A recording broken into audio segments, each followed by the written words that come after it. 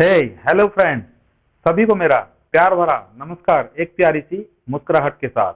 आप सबका मैं स्वागत करता हूं मेरे YouTube channel HN Joshi creation में। आप सब ये मेरा वीडियो देख रहे हैं, इसलिए आप सभी को मेरा thank you and 1000 time thank you.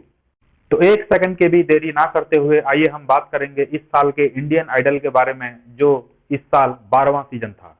और टेलीविजन के इतिहास में पहली बार ऐसा हुआ कि 15 अगस्त को इंडियन आइडल का ग्रैंड फिनाले लगातार 12 घंटे तक चला था, जिसमें आखिर में 6 फाइनलिस्ट बचे थे और उन 6 में से हिमाचल प्रदेश के चंपावत जिले के पवनदीप राजन पब्लिक के वोट के आधार पर विनर चुने गए।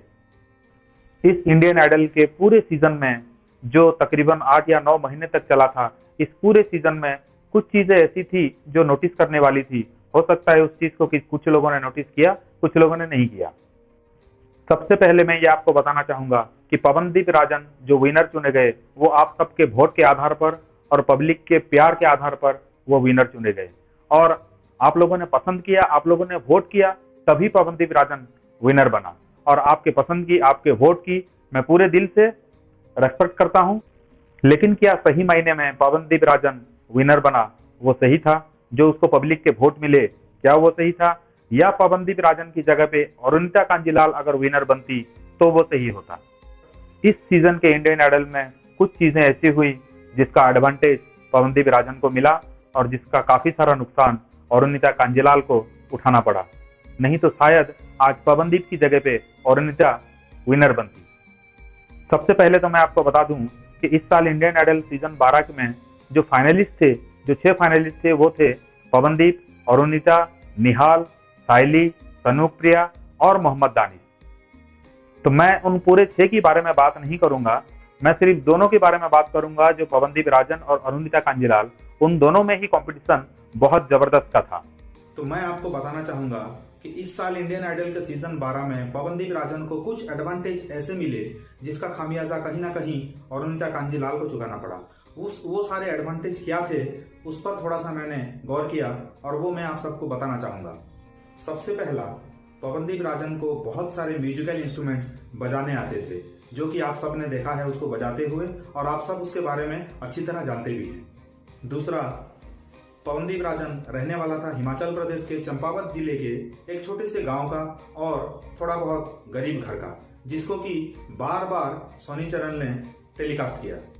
तीसरा और सबसे बड़ा एडवांटेज जो था, 15 अगस्त को जिस दिन ग्रैंड फिनाले चल रहा था, उस दिन शो के दौरान हिमाचल प्रदेश के मुख्यमंत्री ने पवनदीप राजन के लिए वोट की अपील की और पवनदीप राजन को प्रमोट किया, और उस प्रमोशन को सोनी चैनल ने अपने टीवी में टेलीकास्ट किया। पवनदीप राजन को बहुत सारे म्यूजिकल इंस्ट्रूमेंट्स बजाने आते थे, पर आप सोचिए कि एक सिंगिंग कंपटीशन में म्यूजिकल इंस्ट्रूमेंट्स अगर कोई बजाना जानता है तो वो उसके लिए एक प्लस पॉइंट या कोई एडवांटेज नहीं है जिसके लिए वो वोट की अपील करे। हालांकि उसने कोई वोट की अपील की नहीं उसके लिए, लेकिन पब्लिक का काफी सपोर्ट उस वजह से उसकी तरफ काफी गया। बहुत सारे लोगों ने इस चीज को नोटिस नहीं किया कि उसको म्यूजिकल इंस्ट्रूमेंट्स बजाने आता है, पर ये जो कंपटीशन था, ये कंपटीशन सिर्फ और सिर्फ सिंगिंग का था। और 15 अगस्त को जिस दिन ग्रैंड फिनाले सोनी चैनल पे जारी था, उस दिन शो के बीच में, शो के दौरान एक मुख्यमंत्री का अपने कैंडिडेट के लिए प्रमोट करना और उसके लिए वोट की अपील करना पब्लिक के ऊपर बहुत ही ज्यादा इम्पैक्ट पड़ता है। उस चीज को किसी ने गौर नहीं किया। मैं मानता हूं हर मुख्यमंत्री चाहेगा उसके प्रदेश के कैंडिडेट विनर बने।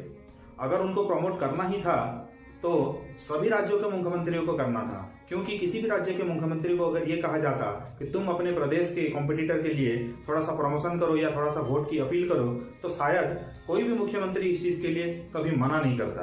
पर एक अकेले पवनदीप राजन का प्रमोशन करना, वो भी एक मुख्यमंत्री के द्वारा, कहीं ना कहीं ये गलत है। पूरे सीजन में पवनदीप राजन ने जितने भी गाने गाए, ज्यादातर किशोर कुमार, कुमार सानू, इन लोगों के गाने गाए, जो कि आमतौर पे प्लेन स्केल में थे सारे गाने।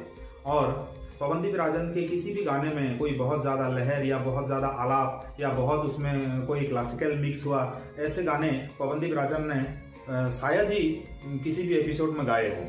लेकिन उसकी जगह पे जो अरुणिता कांजीलाल थी, उसके हर एक परफॉर्मेंस, हर एक सिंगिंग और जितने भी गाने उसने पूरे सीजन में गाए, सारे के सारे बहुत ही जबरदस्त परफॉर्मेंस थे, चाहे उसमें क्लासिकल हो, चाहे उसमें आलाप हो, चाहे वो लता मंगेशकर की गाना हो या चाहे आशा भोसले की गाना हो।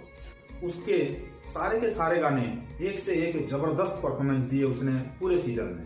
और अगर शो के दौरान वोटिंग लाइन्स खुली हुई है रात के 11 बजे तक, उस बीच में एक मुख्यमंत्री किसी के लिए वोट की अपील करेगा तो उसको एडवांटेज तो उसको मिलेगा भाई। पवनदीप और अरुणिता दोनों की हार जीत कितने वोटों के डिफरेंस में हुई ये दिखाया तो नहीं गया, फिर भी मैं ये जरूर कह सकता हूँ कि बहुत ज्यादा ऊपर नीचे उनके वोट में नहीं हुए होंगे। वो सारे एडवांटेज अगर पवनदीप राजन को नहीं मिला होता तो शायद पवनदीप राजन की जगह पे अरुणिता कांजीलाल विनर होती। पर आप सब ने पवनदीप राजन को भी पसंद किया। आपके पसंद की मैं कदर करता हूँ, आपके वोट की भी मैं रेस्पेक्ट करता हूँ।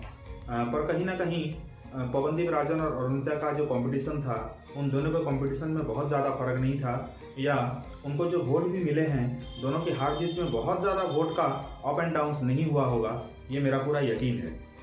मैं ये सब इसलिए भी कह रहा हूँ कि जब इंडियन आइडल का फाइनल कंप्लीट हुआ 15 अगस्त को, उसके अगले 2 या 3 दिन मैंने काफ़ी सारे पब्लिक के बीच में बहुत लोगों को मैंने पूछा कि आपका पसंद कौन था, अरुणिता या पवनदीप। तो अगर शायद मैंने 100 लोगों को पूछा है तो 100 में से कम 80 लोगों ने तो मुझे अरुणिता का नाम लिया। लेकिन वक्त की कमी के कारण मैं वीडियो सर्वे उन सब का नहीं कर पाया, नहीं तो वो वीडियो सर्वे भी मैं आप सबको दिखाना था। पर अंत में मैं ये ज़रूर कहूँगा कि आप सब ने अगर पवनदीप को पसंद किया है, पवनदीप को वोट किया है, तो आपके पसंद की और आपके वोट की मैं इज्जत करता हूँ। और ये वीडियो ये सिर्फ मेरा एक एनालिसिस है, ये मेरा दावा नहीं है। तो अभी तक इंडियन आइडल के बारे में जो भी मैंने कहा उसमें आप कितने मेरे साथ सहमत हैं, कमेंट सेक्शन में ज़रूर अपनी राय दें। और अगर आपने ये वीडियो लास्ट तक देखा है और अभी तक इस वीडियो को देख रहे हैं तो आपका बहुत बहुत बहुत बहुत बहुत ज़्यादा धन्यवाद। और अगर आपको वीडियो पसंद आया तो मेरे चैनल को थोड़ा सब्सक्राइब भी कर दो, एक लाइक भी कर दो और अपनी कमेंट बॉक्स में थोड़ा सा अपना ओपिनियन भी दे दो। सबसे आखिर में मैं ये कहना चाहूँगा कि आने वाले दिनों में मेरे वीडियोस हर टॉपिक में होगी, हर विषय में होगी, एक्सपेरिमेंट में होगी, म्यूजिक में होगा, फिल्म क्रिटिक्स में होगी। मेरे यूट्यूब चैनल में आपको हर तरह का वीडियो मिलेगा। मैं कोई भी एक विषय पे या एक एक्सपेरिमेंट पे मैं कंटिन्यू नहीं करना चाहता, इसीलिए प्लीज़ मेरे चैनल को सब्सक्राइब करें और ज़्यादा से ज़्यादा मुझे अपना सपोर्ट दें।